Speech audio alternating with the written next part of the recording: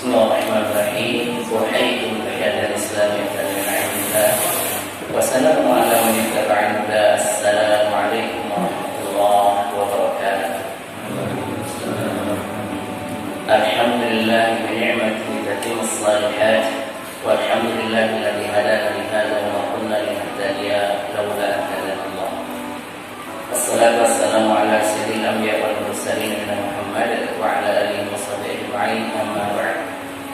Alhamdulillah, puji syukur mari kita panjatkan kehadirat Allah Subhanahu wa taala yang memang semata-mata karena kehendaknya jualah kita bisa bermuajahah di tempat ini, bertatap muka, mengingatkan antara yang satu dengan yang lainnya, antara mukmin yang satu dengan mukmin yang lainnya. Fadzakir fa inna dzikra tanfa'ul mu'minin.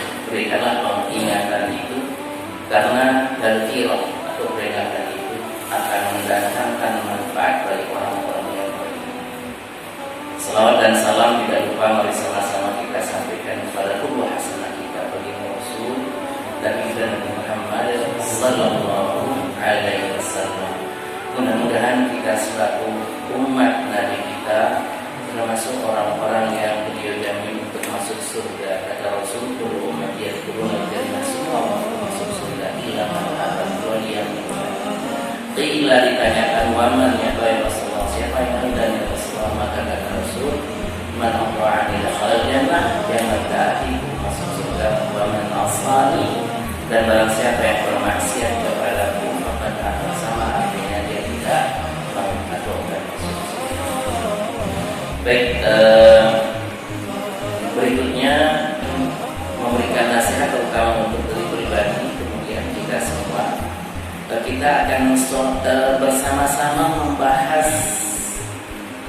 Al-Arba'in An-Nawawi yang disyarah oleh Nabi Muhammad Sultan dalam kitabnya Qawaid wa Fawaid min Al-Arba'in An-Nawawiyah.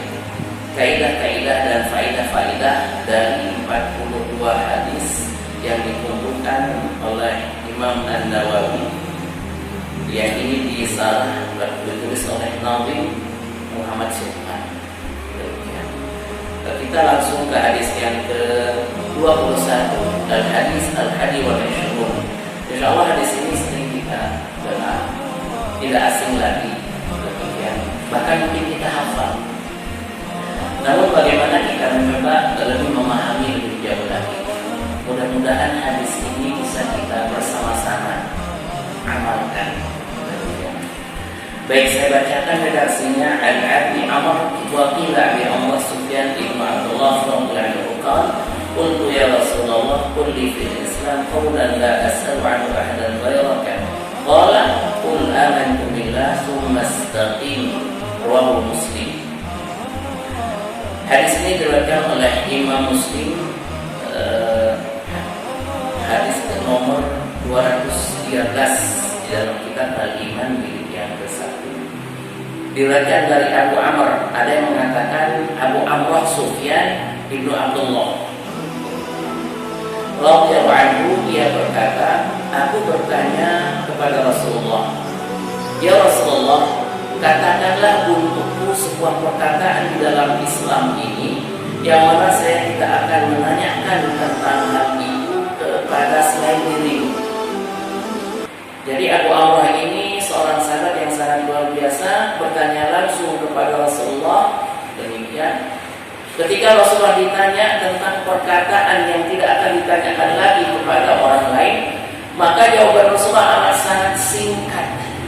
Apa kata Rasul? Qul, katakan ya Allah, amantu billah, aku beriman kepada Allah, summa istaqim, kemudian istiqomahlah dengan keimananmu. Jadi Nabi Muhammad SAW mengatakan hadis ini merupakan hadis yang sangat agung. Kenapa? Dikarenakan di sini merupakan perintah untuk kita memiliki keimanan yang benar, kemudian tetap istiqomah dengan keimanan tersebut. Dalam Arba'in yang hadis yang keempat, potongan hadisnya Rasulullah bersabda, wa inna ahadakum la ya'malu bi'amali ahli jannah hatta ma yakuna bainahu wa bainaha bi amali ahli nar fayadkhulha atau kama qala Rasul sallallahu alaihi wasallam. Ada salah seorang di antara hamba Allah. Artinya apa? Ketika Rasulullah bersabda seperti ini berarti kasusnya ada. Zaman Rasulullah ada yang mati ketika peperangan. Para sahabat mengatakan, ya Rasulullah, dia mati haid masuk surga. Apakah Rasul tidak? Justru dia mati sia-sia, dia masuk neraka. Demikian. Setelah diteliti ternyata sahabat ini orang munafik. Ketika kena dengan sekian banyak luka, nggak tahan dengan sakit, akhirnya mati bunuh diri. Kalau kita mencoba membuka sejarah sekitar abad yang ketiga, sekitar 250-an Hijriah, ada seorang hamba Allah yang bernama Abdah bin Abdurrahman. Kita sering mendengar ini. Bagaimana ketika dia seorang menghafal Al-Quran, tetapi murtad dari agama Islam, menghafal Al-Quran. Ketika diketahui oleh para sahabat, ditanya, apa yang diperbuat oleh Al-Quran terhadapmu? Apa yang diperbuat oleh sholat terhadapmu? Ternyata orang ini orang munafik. Begitu. Orang munafik berperang di jalan Allah Subhanahu wa taala, tetapi ujung-ujungnya keluar dari agama Islam. Demikian. Ketika dalam sebuah peperangan menghukum Romawi pada waktu itu, dia melihat seorang wanita. Lantas dia mengirim surat, bagaimana cara aku mendapatkan muslim? Terjawab, wanita ahli kitab ini, orang Yahudi. Engkau masuk ke benteng ini, engkau masuk agama saya, maka engkau akan mendapatkan saya. Lantas dilakukan. Ternyata memang seperti itu. Abdah bin Abdurrahman menikah dengan wanita ahli kitab, seorang Yahudi, dan dia mati dalam keadaan murtad.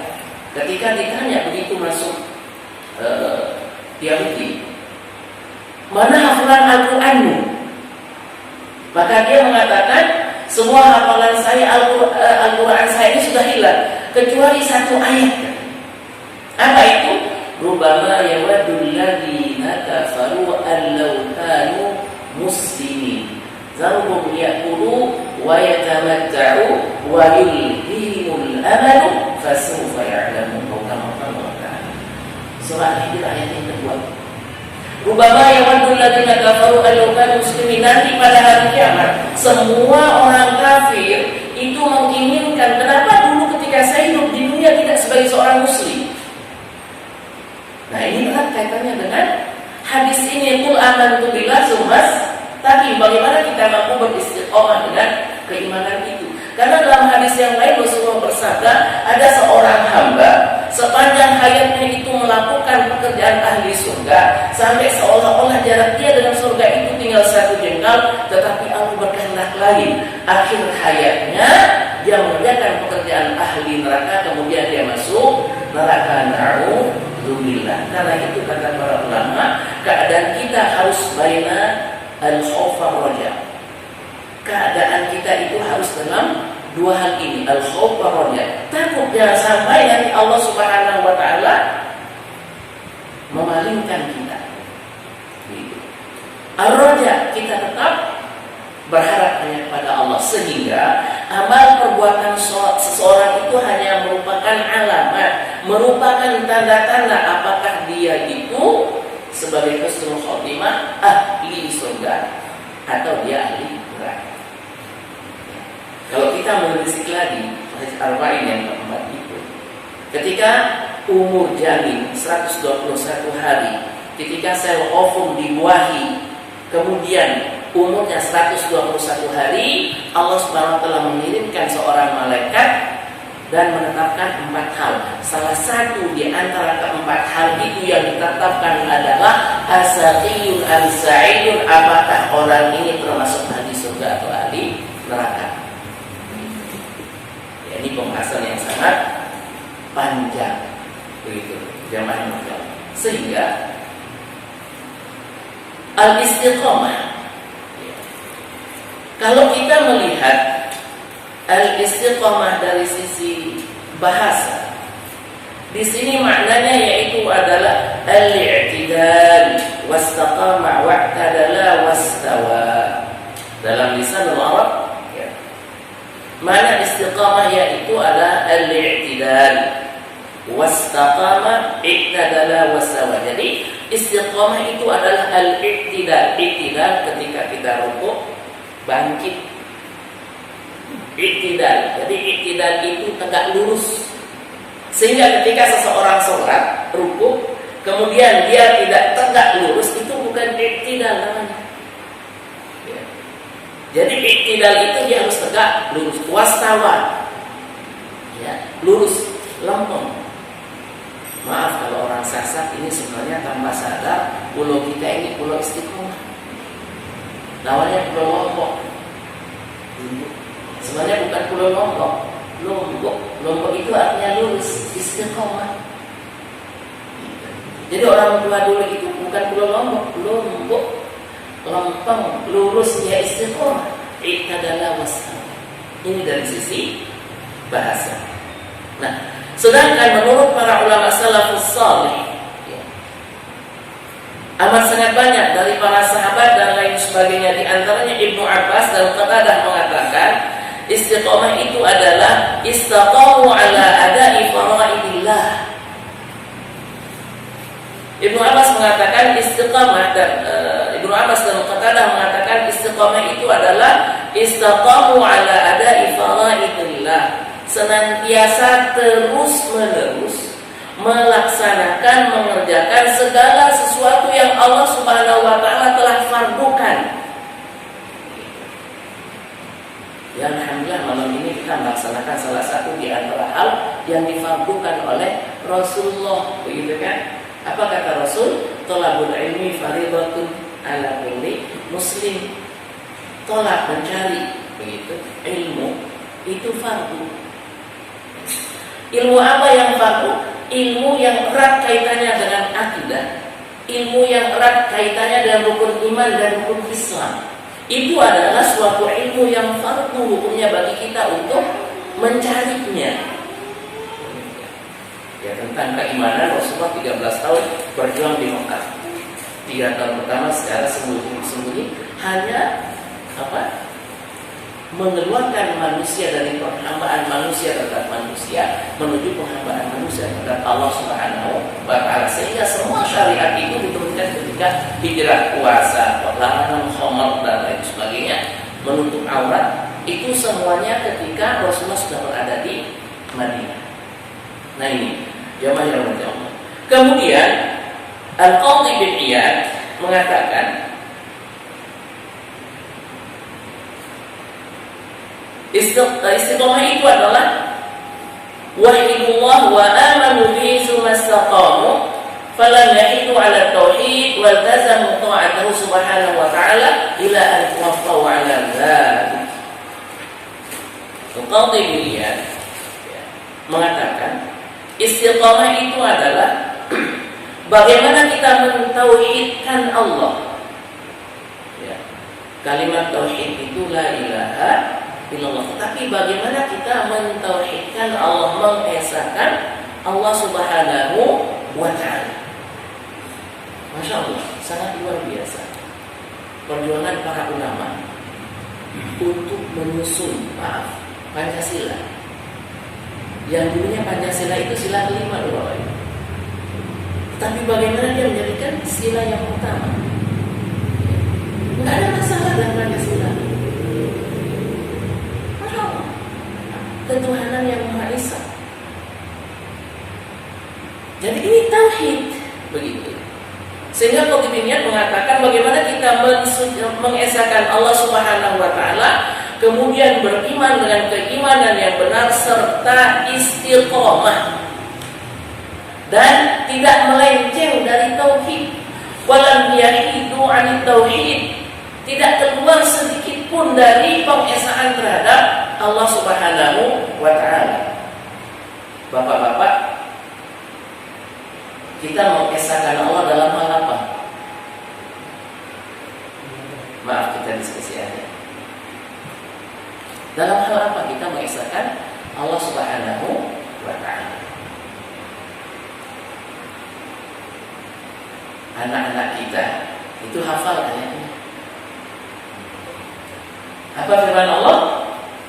Qul a'udzu birabbin nas malikin nas ilahin nas. Ini 3 tauhid di sini. Pertama, bagaimana kita mau esakan Allah, mentauhidkan Allah Subhanahu wa taala dalam hal ar-rububiyyah, Rabbun nas,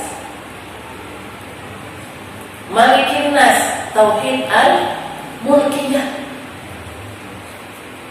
Bagi yang ketiga, tauhid al-uluhiyah. Coba dibuka tafsir Ibnu Katsir. Tauhid ar-rububiyyah, tauhid al-mulkiyah, tauhid al-uluhiyah. Manusia itu jarang mensirikkan Allah dalam hal ar-rububiyah dan al-mulkiyah. Kebanyakan kesyirikan itu dalam hal al-uluhiyah, dalam hal penyembahan terhadap Allah Subhanahu wa ta'ala. Maksudnya apa? Tauhid ar-rububiyah. Ar-rububiyah akar katanya Rabba yarubbu, Rabba yurabbi. Itu artinya memelihara. Begitu. Bagaimana kita mengesahkan Allah Subhanahu wa taala dalam hal ar-rububiyah, dalam hal pemeliharaan? Maaf, Bapak Ibu Allah. Mungkin ada di antara kita yang kebetulan pakai motor gitu di tengah jalan. Ya. Tiba-tiba ada orang nyebrang, lantas kita ngerem mendadak. Begitu, nggak jadi nabrak. Apakah kita tidak jadi nabrak itu karena kita ngerem, atau karena Allah memelihara kita? Begitu. Sehingga di antara nas yang lain, alhamdulillahi rabbil alamin. Ini ar-rububiyah. Kenapa Allah itu Rabbul Alamin? Dia memelihara alam raya ini. La syamsu yanbaghi laha an tudrikal qamara wa lal lailu sabiqun nahar. Jadi Allah Subhanahu wa taala memelihara matahari dan bulan itu tetap berada di porosnya, di falaknya.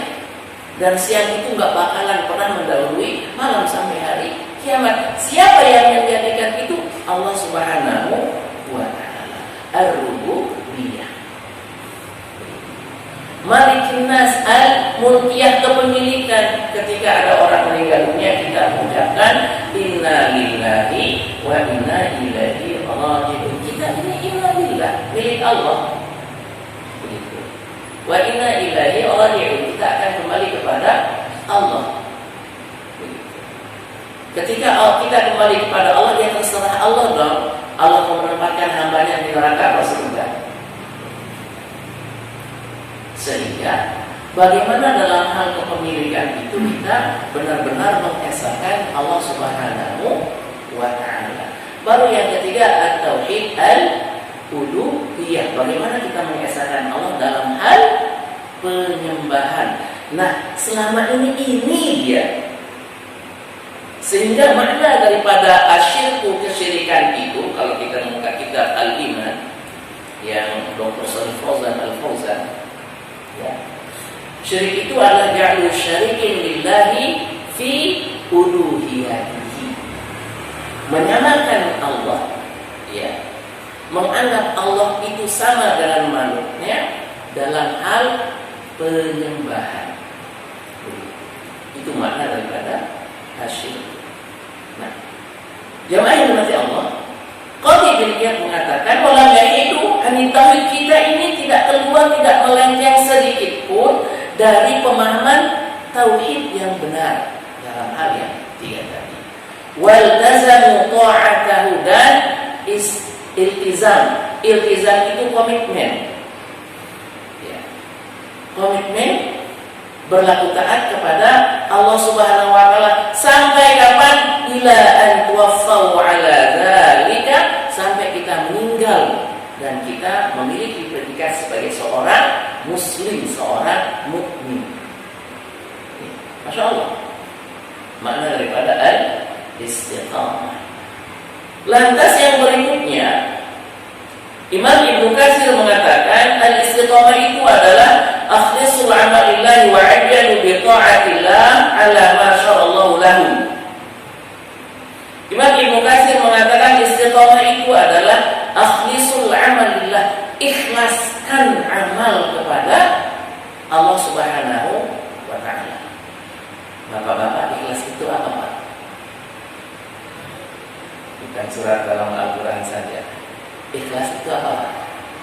Kira-kira yang kita pahami ikhlas selama ini kira-kira gimana gitu? Definisi ikhlas itu apa sih? Kira-kira gimana, Pak? Ya, tidak mengharap balasan. Kalau kita sholat tidak mengharapkan balasan, berarti tidak mengharap balasan. Nah, kira-kira ketika kita apa sih ikhlas yang ada? Begitu kita mungkin mengucapkan definisi ikhlas, kira-kira yang ada dalam benak kita, dalam pikiran kita, ikhlas itu apa? Sehingga nanti kita benar-benar mampu mentauhidkan Allah Subhanahu wa ta'ala. Meskipun satu surat namanya status Al-Ikhlas itu sudah mewakili, tetapi kira-kira menurut pemahaman kita ikhlas itu apa? Kira-kira gimana, Bapak? Tidak perlu disebut. Tidak perlu disebut. Mengharapkan imbalan tidak perlu disebut. Kira-kira yang lain.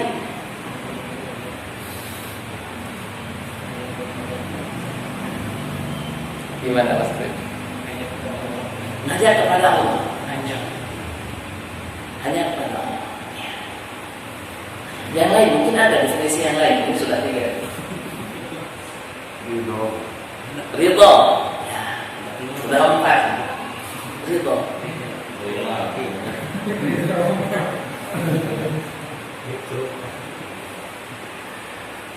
Kata para ulama, ikhlas itu adalah tasfiyatul qalbi minasyakki wasyirki.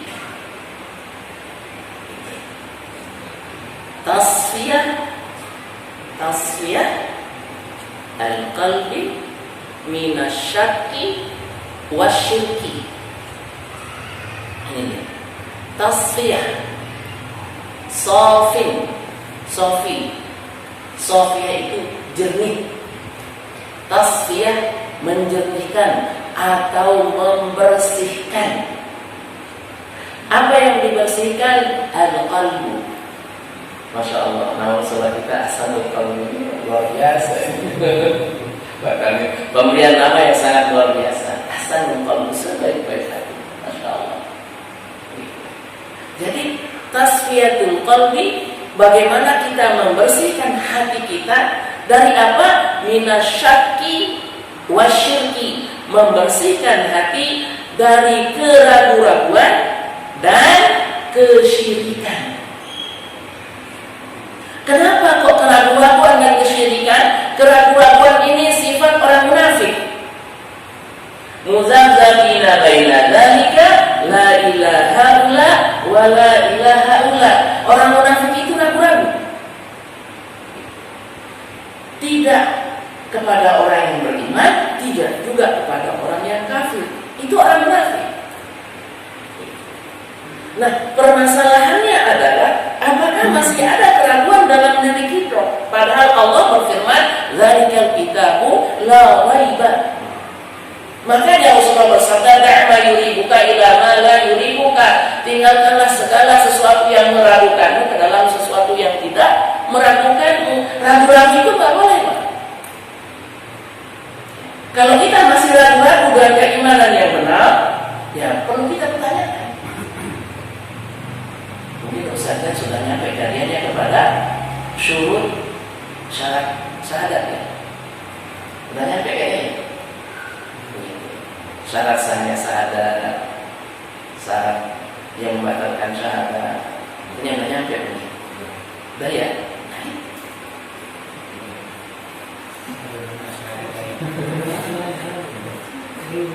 Belum nyampe. Ya beliau nanti yang bahas, nggak usah ada.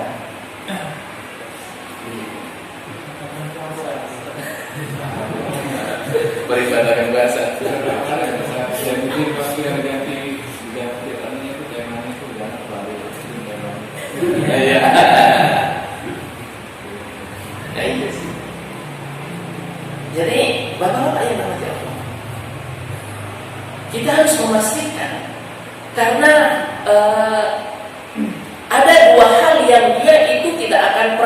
berkumpul di dalam hati seorang mukmin. Pertama, kecintaan kepada Allah. Kedua, kecintaan terhadap dunia. Ketika di dalam hati kita ini masih ada kecintaan terhadap dunia, maka kecintaan terhadap Allah itu akan terkesampingkan. Makanya di antara doa Sayyidina Ali, Allahumma ja'alid dunya fi yadi wa la taj'alid dunya fi qalbi. Ya Allah, jadikanlah semua urusan dunia itu dalam genggamanku, tapi jangan engkau menjadikan urusan dunia itu ada di dalam hatiku. Itu doanya. Bisnis dia silakan, sangat bagus, tapi jangan sampai dunia itu justru ada di dalam hati. Ini larinya ke tasfiyatul qalbi minasyakki wasyirki. Bagaimana kita mampu untuk membersihkan hati kita dari keraguan-raguan terhadap Allah, terhadap Al-Quran, terhadap Sunnah Rasul, terhadap agama ini.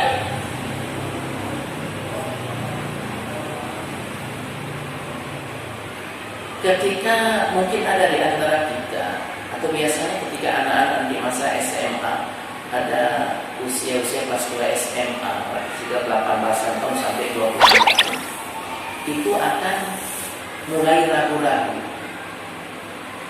Benar nggak ada Allah? Ngapain sih kita sholat? Sampai kuliah. Gitu. Yaitu asyak yang ditiupkan oleh syaitan. Beberapa waktu yang sudah lama, sudah lama banget. Saya ditanya oleh anak kelas 2 SMA, Ustaz, emangnya Allah itu benar adanya? Astagfirullah. Saya lagi ngajar ngaji. Anak SMA. Ada sebuah kisah sedikit diceritakan. Kisah cerita tentang Syekh Abdul Qadir Jailani. Namanya Abdul Qadir Jailani. Jailani itu dinisbatkan kepada tempat lahirnya di daerah Irak, daerah Baghdad.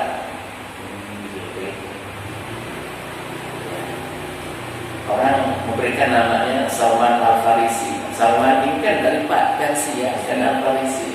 Imam Bukhari dari Bukhara gitu. Kalau kita Al-Muti, kalau Pak Arif Bimari gitu.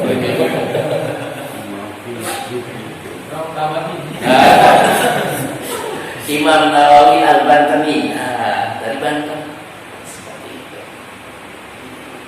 Jadi dikisahkan Syekh Abdul Qadir Jailani pada waktu itu bersama beberapa orang muridnya lagi berjalan di waktu malam hari. Lantas bertemu dengan seorang pemabuk yang lagi mabuk, tetapi nggak mabuk-mabuk banget, masih sadar. Kisah ini disampaikan di dalam kitab Nasihat Diniyah oleh Habib Salim. Jadi kata beliau, ketika bertemu dengan seorang pemabuk ini, orang mabuk ini profesional juga, meskipun mabuk tapi sadar-sadar juga gitu. Dia mengatakan, ya Syekh, Allahu Qadir al-Ghairu Qadir. Pemabuk ini bertanya, ya Syekh, apakah Allah itu maha berkuasa atau tidak maha kuasa? Itu pertanyaannya. Kata Syekh, Allahu Qadir, Allah maha kuasa. Pertanyaan kedua sama, ya Syekh, Allahu Qadir al-Ghairu Qadir. Bala, Allahu Qadir. Apakah Allah itu maha berkuasa atau tidak? Tetap yang kedua jawabannya Allahu Qadir. Lantas yang ketiga bertanya lagi, Allahu Qadir al-Ghairu Qadir, apakah Allah maha kuasa atau tidak? Ketika pertanyaan ketiga, Syekh Abdul Qadir Jailani langsung terjatuh menangis, sujud. Muridnya kan pusing. Ini orang ditanya sama orang mabuk 3 kali pertanyaan sama, kok tiba-tiba dia nangis sejadi-jadinya. Lantas meminta pemabuk ini untuk dibawa ke tempatnya, dimandikan dan lain sebagainya, dibersihkan begitu, diberikan makan dan seterusnya. Kemudian Syekh Abdul Qadir ditanya, ya Syekh, kenapa kok seperti itu? Pertanyaannya itu aja. Pertama kau jawab bala Allah Qadir, kedua juga sama, ketiga kenapa engkau tersungkur nangis sejadi-jadinya lantas sujud kepada Allah, kemudian diperintahkan membawa pemabuk. Ya, ini kan seorang ahli hikmah Abdul Qadir Jailani. Dia mengatakan pertanyaan yang pertama, Allah Qadir Al-Ghairu Qadir, apakah Allah itu Maha Kuasa atau tidak? Artinya ya Syekh, apakah Allah ini bisa menerima taubat saya atau tidak? Dia lagi mabuk. Ya, Allah akan menerima taubatnya. Begitu. Kenapa? Karena dalam sebuah hadis masih termasuk riwayat yang keempat itu, wa inna ahadakum la ya'malu bi'amali ahli nar hatta ma yakuna bainahu wa bainaha illa dhira' fa yasbiqu 'ala al-kitab fa ya'malu bi'amali ahli jannah fa yadkhulaha, atau kama qala Rasul. Ada orang yang sepanjang hayatnya kerjaannya itu ya ahli neraka. Kerjaannya. Jarak dia dengan neraka tinggal 1 jengkal saja. Tapi Allah berkehendak lain, akhir hayatnya dia bertobat, maka dia masuk surga. Umat terdahulu seorang pelacur, maaf nih pelacur. Coba kita tahu seorang PSS kan, ini pandangan kita ini seorang yang amat sangat hina. Begitu.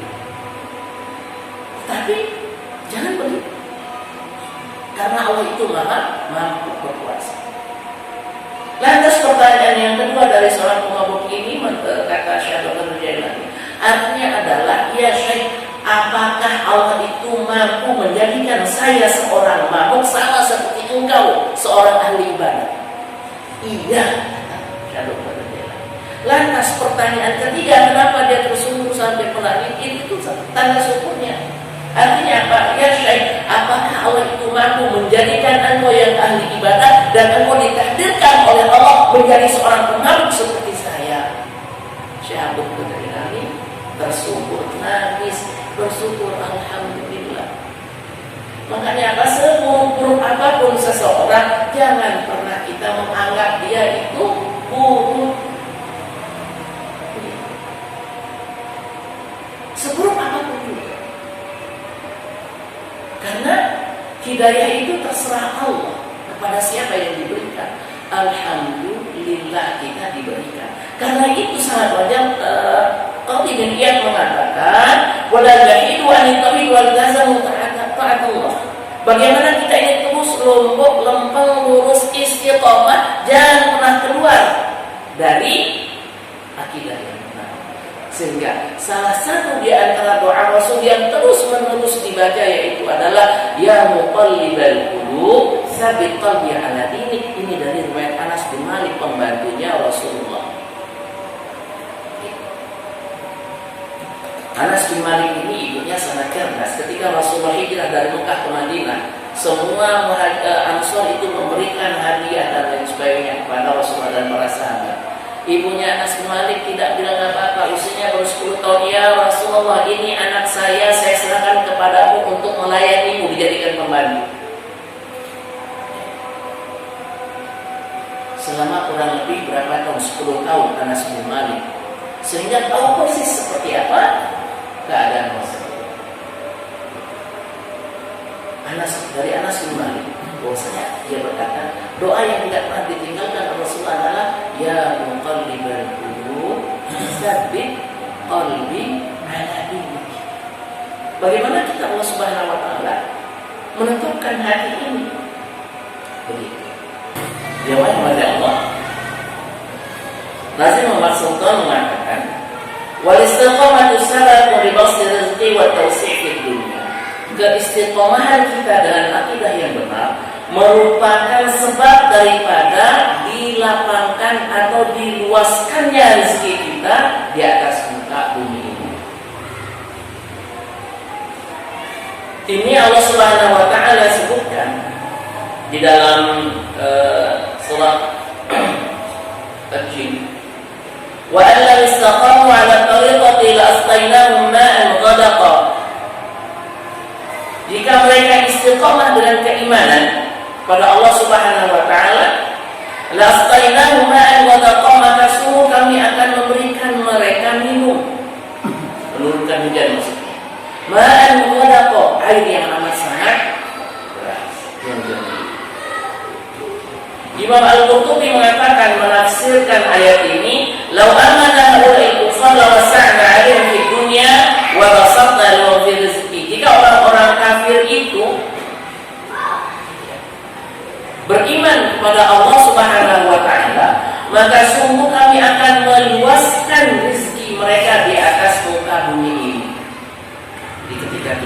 menginginkan agar rizki kita itu dilapangkan, diluaskan oleh Allah Subhanahu wa Ta'ala, maka keistiqomahan kita di dalam keimanan yang benar, dalam tauhid yang benar. Kemudian dalam ayat yang lain Allah berfirman dalam surah Fussilat ayat 30 sampai 33, sesungguhnya orang-orang yang berkata Rabb kami adalah Allah, kemudian istiqamah, akan turun malaikat kepada mereka dan berkata, malaikat itu berkata, janganlah engkau takut dan jangan bersedih, dan bergembiralah dengan surga yang dijanjikan kepada kalian, dan seterusnya. Nazim Muhammad Sultan mengatakan, fal ayat dulu ala nuzulil malaka indal mustaqimin indal maut. Ayat ini dalam surah Fussilat ayat yang ke-30 sampai 32 ini merupakan dalil sesungguhnya malaikat itu akan turun kepada orang yang istiqomah dengan keimanannya ketika dia meninggal dunia. Wa fil qabri wa indal ba'tsi, dan malaikat itu juga akan menemani orang yang istiqomah dan keimanannya itu ketika dia di dalam kubur. Wal ba'ts, dan ketika dibangkitkan di alam kubur. Jadi ketika meninggal dunia, ketika di dalam kubur, ketika dibangkitkan dari kubur nanti ketika tiupan yang pertama, tu'aminu minal khauf indal maut. Malaikat itu memberikan rasa aman dari ketakutannya ketika dia sekarat. Wa tasiru an al-huzn, dan malaikat ini menghilangkan kesedihan orang yang lagi meninggal sekarat itu ala firatil aulad, ketika dia meninggalkan anaknya, suaminya, istrinya, orang tuanya. Kenapa? Fa innallaha khalifatun fil ardi, karena Allah Subhanahu wa Ta'ala yang akan menggantikan dia untuk ngurusin keluarga yang dia tinggalkan. Ketika kita istiqomah, meninggal dunia, maka anak, istri atau suami itu Allah yang urus.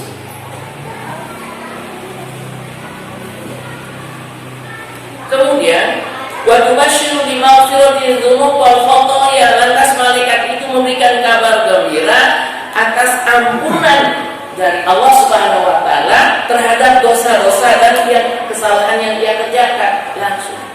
Makanya ketika orang sekarat itu biasanya tersenyum. Kalau sudah sampai kerongkongan, ya dibukakan alam gaib, langsung diperlihatkan di mana dia akan ditempatkan oleh Allah. Saking ta'ajibnya jadi melulu mana. Dan di antara tanda-tanda seorang mukmin meninggal itu nanti keningnya itu berkeringat. Jadi kalau ada keluarga meninggal dunia diperhatikan ini ketika sekarang keningnya berkeringat atau tidak. Terkadang kita lalai tadi. Nah ini berarti. Wal busyra bil jannati allati fiha ma la 'ainun ra'at, dan seterusnya, dan malaikat memberikan kabar gembira berupa surga yang mana surga itu ma la 'ainun ra'at wa la udhun sami'at wa la khatar fi qalbi bashar. Surga itu enggak pernah dilihat oleh mata, enggak pernah didengar oleh telinga, tidak pernah terbetik dalam hati. Jadi enggak usah dipikirin begitu.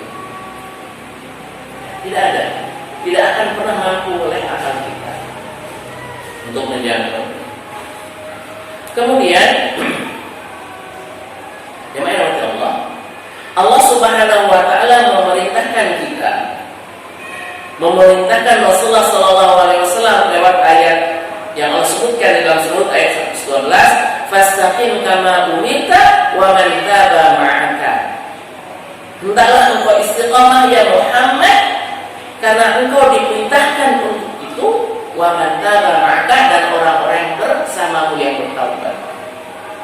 Jadi Allah Subhanahu wa Ta'ala memerintahkan Rasulnya dan memerintahkan kita untuk beristiqomah. Artinya istiqomah itu merupakan sulukus shiratal mustaqim, merupakan jalan yang lurus. Istiqomah.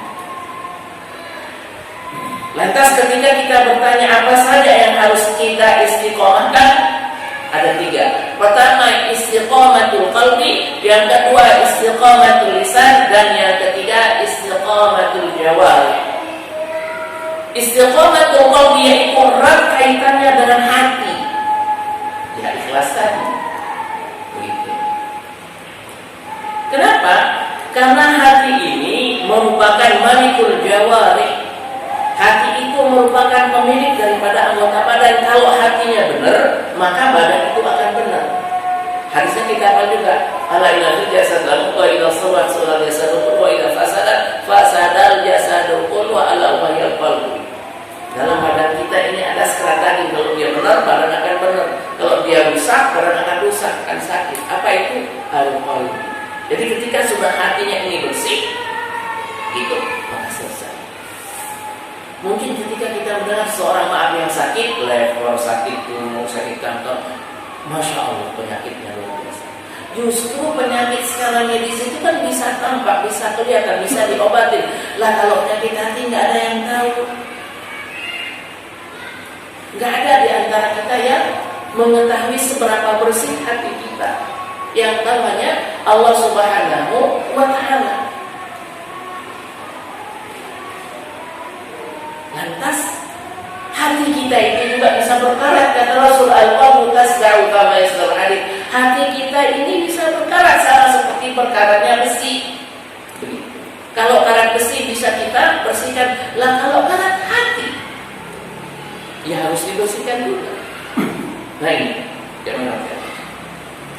Jadi keistiqomahan yang pertama yaitu adalah istiqomatul qalbi.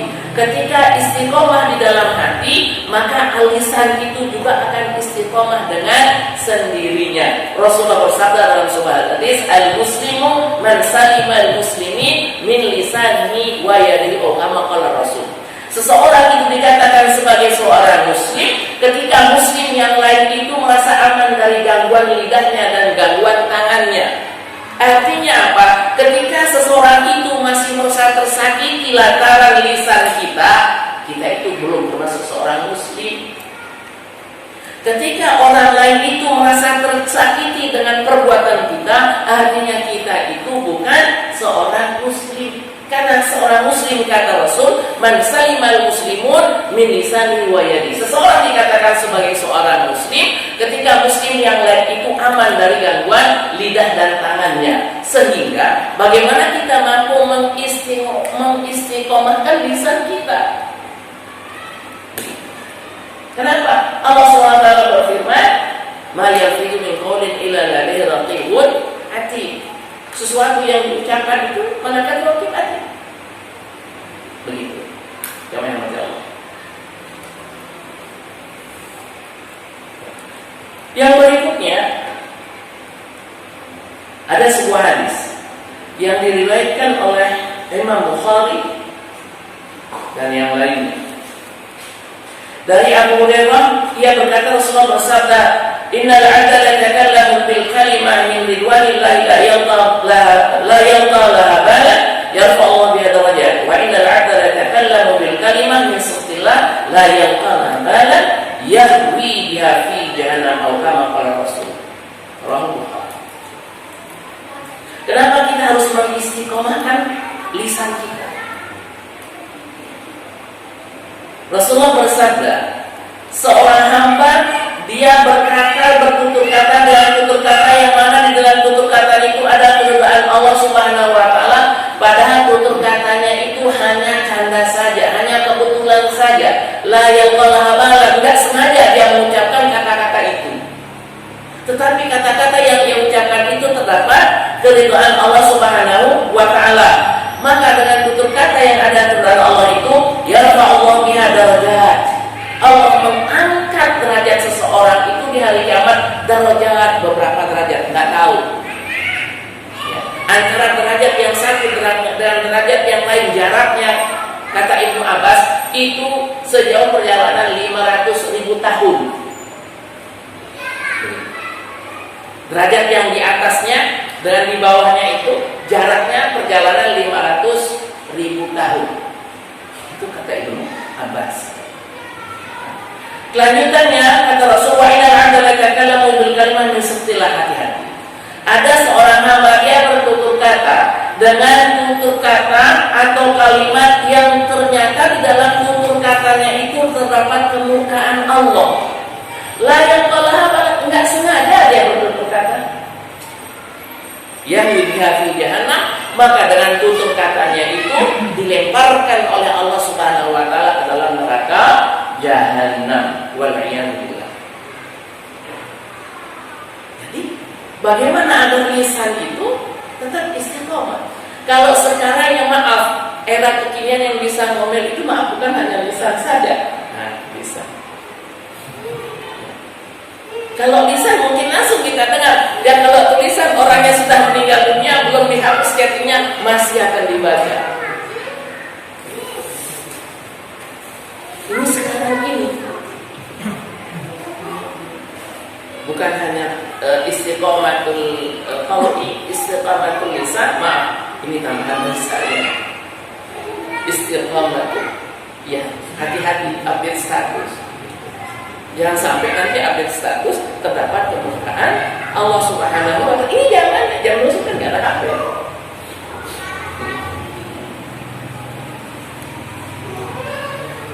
Terakhir, sebuah hadis dari Sahal Ibnu Sa'ad yang berkata Rasulullah bersabda, "Man yaqbanu lima baina liyaihi wa ma baina rijlaihi admanu lahul jannah." Hadis ini diriwayatkan oleh Imam Bukhari. Rasulullah bersabda, barang siapa yang menjamin untukku, dia mampu menjaga sesuatu yang berada di antara dua jenggotnya. Dua jenggot artinya kumis dan jenggot, artinya lisan. Siapa yang menjamin untukku, dia mampu menjaga lisannya, wa ma baina rijlaihi, dan sesuatu yang terdapat di antara dua kakinya, artinya kemaluannya, menjaga kehormatannya. Admanu lahul jannah, maka saya menjamin dia masuk surga. Artinya apa? Ketika kita mampu menjaga lisan kita dan kehormatan kita, masuk surga. Yang menjamin Rasulullah. Admanu lahul jannah, kata Rasul. Saya menjamin untuknya masuk surga. Ternyata tidak mudah, karena lidah itu tidak bertulang. Jadi ini, ya, mudah-mudahan ada manfaatnya terutama untuk diri pribadi, kemudian kita semuanya. Segala sesuatu yang sampaikan yang benar itu semata-mata hanya datangnya dari Allah. Al-haqqu min rabbika fala takunanna minal mumtarin. Kebenaran itu hanya datangnya dari Allah, fala takunanna minal mumtarin. Jangan sekali-kali ragu untuk mengikuti kebenaran itu. Ketika ada yang salah, yang keliru, yang menyinggung, itu dari pribadi, dari syaitan, yang maaf yang sebesar-besarnya. Terakhir kita tutup, subhanaka Allahumma wa bihamdika asyhadu an la ilaha illa anta astaghfiruka wa atubu ilaik. Akhirul kalam, assalamualaikum warahmatullahi wabarakatuh.